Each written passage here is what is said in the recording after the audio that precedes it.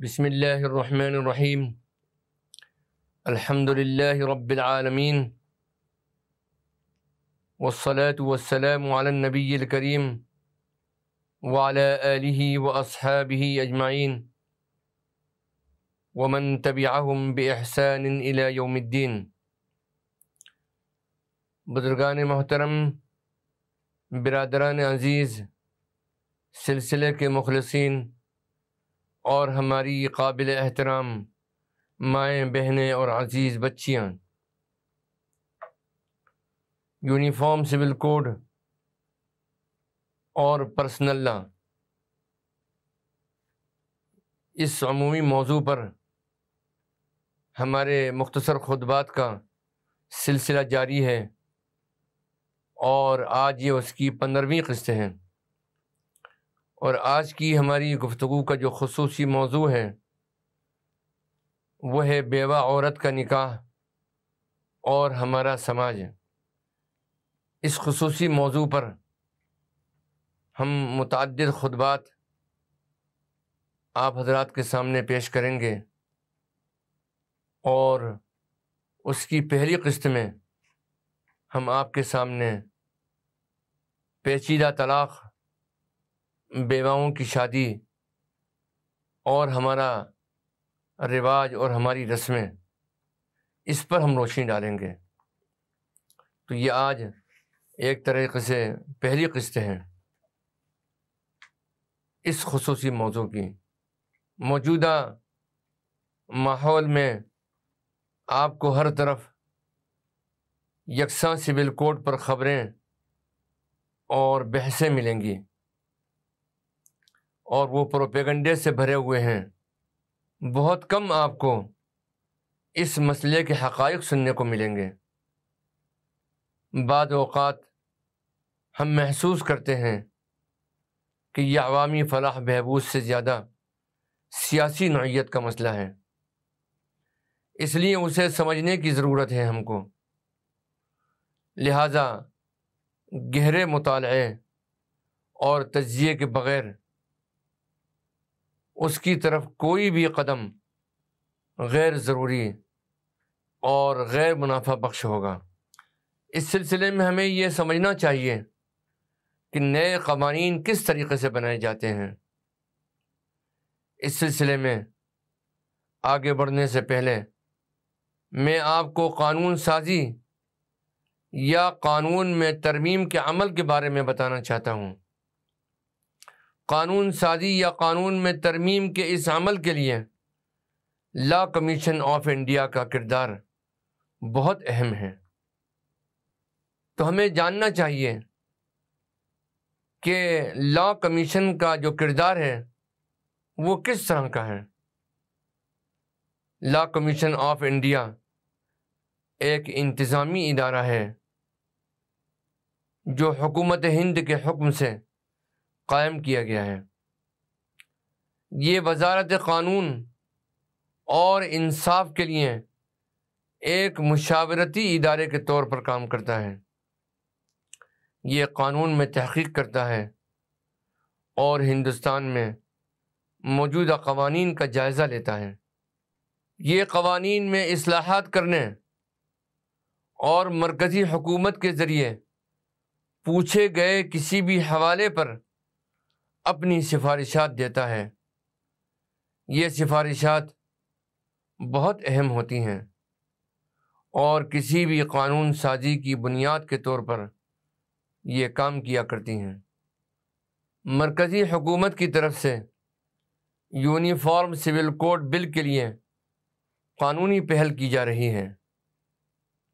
21واں لا commission تشکیل دیا گیا، جس کے chairman supreme court of India کے سابق جج معزز جسٹس بی اے چوہان تھے۔ ان کا تقرر بھی یونین گورنمنٹ نے کیا تھا۔ وزارت قانون و انصاف نے مورخہ 17 جون 2016 کو 21ویں لا کمیشن کو ایک حوالہ بھیجا اور یکساں سول کوڈ کے امکانات پر ایک جامع رپورٹ طلب کی۔ 21ویں لا کمیشن نے 2018 میں اپنی رپورٹ پیش کی اور کہا کہ یکساں سول کوڈ اس مرحلے پر نہ تو ضروری ہے اور نہ ہی مطلوب ہے۔ لا کمیشن نے یہ بات اپنی رپورٹ میں صفحہ نمبر 7 اور پیرا نمبر 1 سے 15 کے درمیان کہی ہے۔ 21ویں لا کمیشن نے مذکورہ حقائق کو تسلیم کیا تھا اور اس بات کی طرف نشاندہی کی تھی اور لکھا تھا کہ ازدواجی مقدمے کو نتیجہ خیز ہونے میں برسوں لگ جاتے ہیں۔ اکثر اس کے نتیجے میں افراد اپنی زندگی کا کافی حصہ عدالتوں میں لڑتے ہوئے گزارتے ہیں، جبکہ اگر طلاق خوش اسلوبی سے ختم ہو جاتی ہے تو وہ اپنی زندگی کو دوسرا موقع دے سکتے ہیں۔ مزید یہ کہ اس طرح کی شادی کے بچے بھی اس سارے عمل میں نہیں پھنسیں گے۔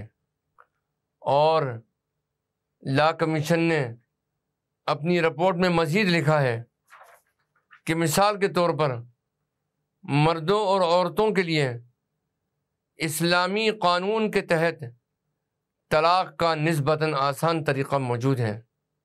تفصیل کے لیے آپ ملاحظہ فرما سکتے ہیں میرا خطبہ نمبر 13، اگر آپ نے ملاحظہ نہ کیا ہو تو آپ ملاحظہ فرما سکتے ہیں، جس میں ہم نے عدالت سے طلاق لینے کے اندر جو درپیش مسائل ہوتے ہیں ان پر گفتگو کی ہے۔ لا کمیشن اس بات کا بھی اعتراف کرتا ہے کہ اسلام کے اندر طلاق یافتہ اور بیوہ عورتوں کی دوبارہ شادی کے لیے نسبتاً کھلا اور قابل قبول ماحول موجود ہے۔ یہ حق جو زیادہ تر ہندو خواتین نے قانون کے ذریعے حاصل کیا ہے، اور ہمارا آج کا خطبہ اسی موضوع پر ہے، بیوہ عورت کا نکاح اور ہمارا سماج۔ حضور اقدس صلی اللہ تعالی علیہ وسلم کے ارشاد کی روشنی میں نکاح آدھا دین ہے۔ ایک روایت ہے جو کہ حضرت انس بن مالک رضی اللہ تعالی عنہ سے مروی ہے، اور یہ روایت مشکوٰۃ شریف کے اندر موجود ہے۔ عن انس بن مالک رضی اللہ تعالی عنہ قال قال رسول اللہ صلی اللہ علیہ وسلم اذا تزوج العبد فقد استکمل نصف الدین فلیتق اللہ فی النصف الباقی۔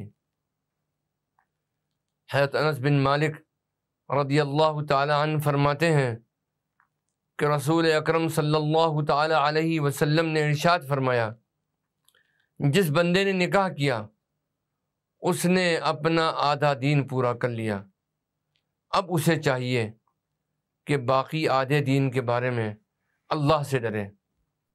ایک اور حدیث شریف میں ہے کہ جب تم میں سے کوئی نکاح کر لیتا ہے تو شیطان کہتا ہے ہائے افسوس، ابن آدم نے تو مجھ سے 2/3 دین بچا لیا۔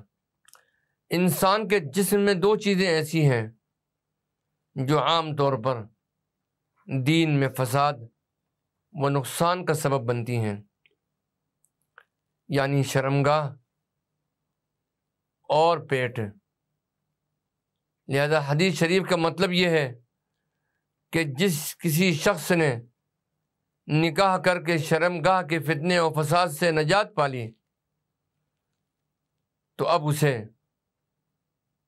اس بات کا لحاظ کرنا چاہیے اور اس کو چاہیے کہ پیٹ کے فتنے و فساد کو دور کرنے کے بارے میں بھی اللہ سبحانہ و تعالیٰ سے ڈرتا رہے،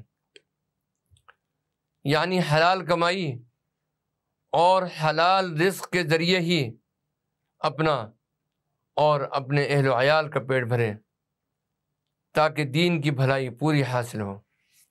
اللہ کے رسول صلی اللہ تعالی علیہ وسلم نے نکاح نہ کرنے پر تنبیہ فرمائی ہے۔ ایک روایت جو کہ حضرت ابو ذر رضی اللہ تعالی عنہ سے مروی ہے، ایک طویل حدیث میں روایت ہے کہ رسول اللہ صلی اللہ تعالی علیہ وسلم نے، عکاف ایک صحابی کا نام ہے، ان سے فرمایا، اے عکاف، کیا تیری بیوی ہے؟ انہوں نے عرض کیا کہ نہیں۔ آپ صلی اللہ علیہ وسلم نے فرمایا، اور تو مال والا وسعت والا ہے؟ عرض کیا، ہاں، میں مال اور وسعت والا ہوں۔ آپ صلی اللہ علیہ وسلم نے فرمایا، تو اس حالت میں شیطان کے بھائیوں میں سے ہے، اگر تو نصارہ میں سے ہوتا تو ان کا راہب ہوتا۔ بلا شبہ نکاح ہمارا طریقہ ہے۔ تم میں سب سے بدتر لوگ وہ ہیں جو بے نکاح ہیں، اور مرنے والوں میں سب سے بدترین وہ ہے جو بے نکاح ہیں۔ کیا تم شیطان سے لگاؤ رکھتے ہو؟ شیطان کے پاس عورتوں سے زیادہ کوئی ہتھیار نہیں ہے جو صالحین کے لیے کارگر ہو، مگر جو لوگ نکاح کیے ہوئے ہیں یہ لوگ بالکل مطہر اور پاکیزہ ہیں اور فحش سے بری ہیں۔ اور فرمایا، اے عکاف، تیرا برا ہو نکاح کر لے، ورنہ پیچھے رہ جانے والوں میں سے ہوگا۔ جمع الفوائد میں ہے کہ اس روایت کو امام احمد بن حنبل رحمۃ اللہ علیہ نے روایت کیا ہے۔ ایک اور حدیث مبارکہ ہے جس میں رسول پاک صلی اللہ تعالی علیہ وسلم نے 3 چیزوں میں تاخیر نہ کرنے کی تلقین فرمائی ہے۔ یہ روایت حضرت علی ابن ابی طالب کرم اللہ وجہہ سے مروی ہے۔ عن علی ابن ابی طالب رضی اللہ تعالی عنہ ان النبی صلی اللہ تعالی علیہ وسلم قال له یا علی ثلاث لا تؤخرها الصلاة اذا آنت والجنازة اذا حضرت والأيم اذا وجدت لها کفؤا۔ حضرت علی ابن ابی طالب رضی اللہ تعالی عنہ سے روایت ہے کہ رسول اللہ صلی اللہ تعالی علیہ وسلم نے ان سے فرمایا، اے علی، 3 چیزوں میں تاخیر نہ کرو، نماز میں جب اس کا وقت ہو جائے، جنازے میں جب حاضر ہو، اور بیوہ عورت کے نکاح میں جب اس کا ہم پلہ رشتہ مل جائے۔ اس سلسلے میں شادی کا تاکیدی حکم قرآن کریم کے اندر بھی موجود ہے۔ سورہ نور کی آیت 32 میں اللہ سبحانہ و تعالیٰ کا ارشاد گرامی ہے، وَأَنكِحُوا الْأَيَامَ مِنكُمْ، اور نکاح کر دیا کرو بیواؤں کا اپنے میں سے۔ یہ بہت اہم حکم ہے، خصوصی طور پر ہمارے اس معاشرے کے لیے اس میں بہت بڑی رہنمائی ہے جہاں ہندوانہ رسم و رواج کے اثرات کے باعث بیوہ کا نکاح کرنا معیوب اور ناپسندیدہ سمجھا جاتا ہے، اور اس کے ساتھ خوشی سے کوئی بھی شخص نکاح کرنا نہیں چاہتا۔ انشاءاللہ اگلے خطبے میں ہم اسی موضوع پر گفتگو کریں گے۔ وآخر دعوانا ان الحمد للہ رب العالمین، والصلاة والسلام علی النبی الکریم، والسلام علیکم ورحمۃ اللہ وبرکاتہ۔